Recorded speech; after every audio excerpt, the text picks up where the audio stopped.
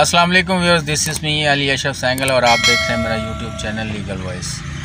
अभी कल का एक वक़ुआ है कि जस्टिस शहजाद मलिक की कोर्ट में राना आसिफ साहब मेंबर पंजाब बार कौंसिल हैं, वो मौजूद थे और एक जूनियर वकील जो है डाइस पे मौजूद था, कोर्ट में पेश हुआ था, जिसके पास गाउन मौजूद नहीं था।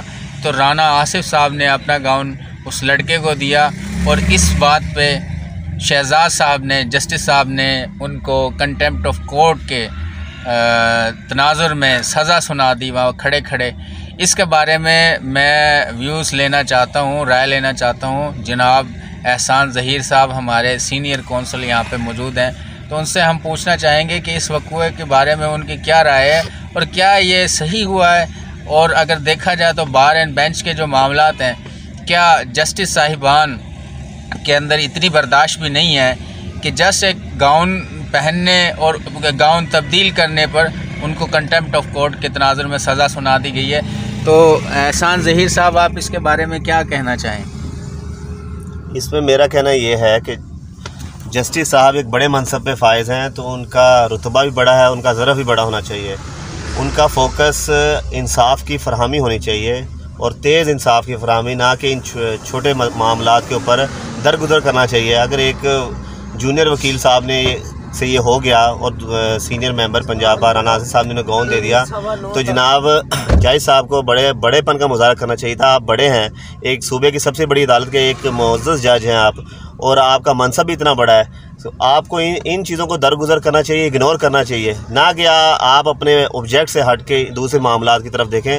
तो यही नहीं हमारा नंबर पूरी दुनिया में 126 है। इन्हीं मामलात की वजह से हम दुनिया में बिल्कुल जस्टिस फ़राहमी में, इंसाफ की फ़राहमी में हमारा नंबर बहुत नीचे है।